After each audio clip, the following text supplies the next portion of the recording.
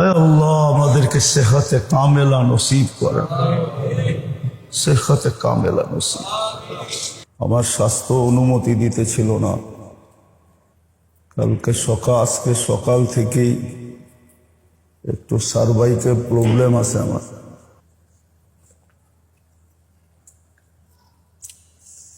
অনেকদিন ভালো ছিলাম, কালকের থেকে আবার আজকের থেকে দেখা দিছে।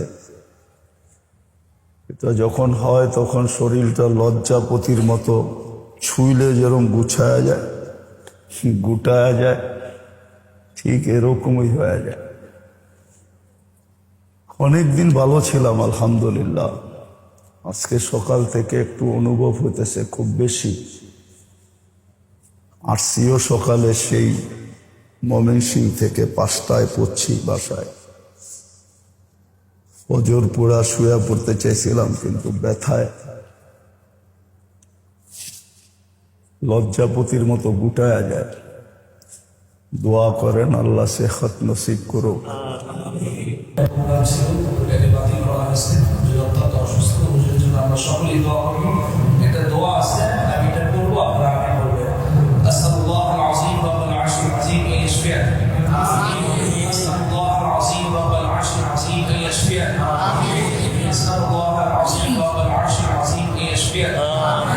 এটা তো অবাল ভাবে অবাল।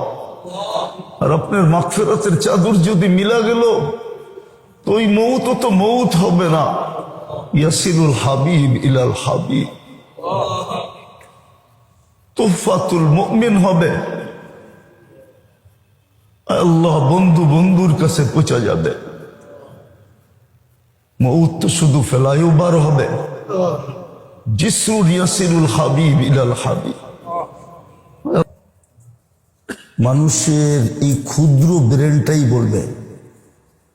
আমাদের ব্রেন কিন্তু 100% খোলে নাই, উর্দে খুললে 5% খুলছে। কসম, সবচেয়ে বেশি যার ব্রেন খুলছে এই দুনিয়ার মানুষ বলে নবী রসুল ব্যতীত,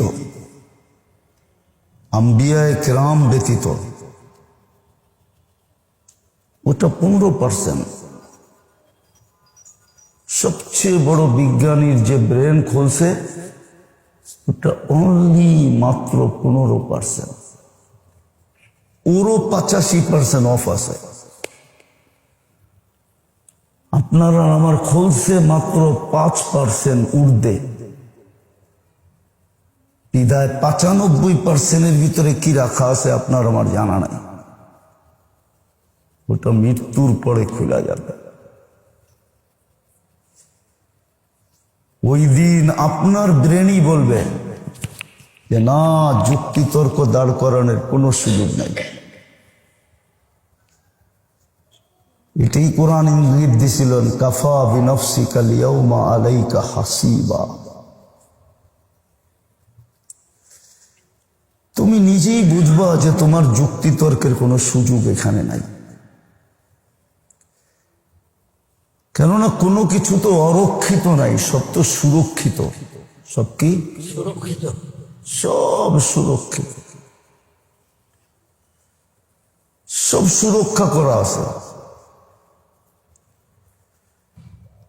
তৌফিক গুলো সুরক্ষা করা আছে,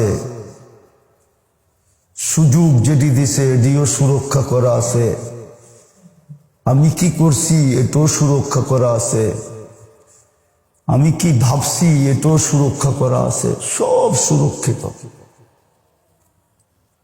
অরক্ষিত কিচ্ছু নেই, সব সুরক্ষিত। আর সব সামনে উপস্থিত করা হবে।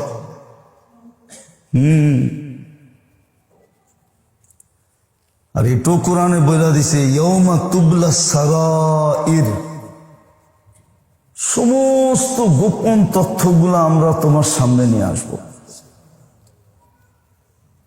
সব লুকায়িত গুলা সামনে চলে আসবে,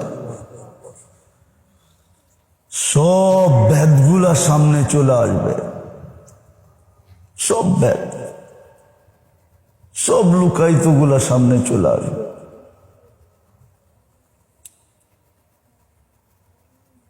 হ্যাঁ,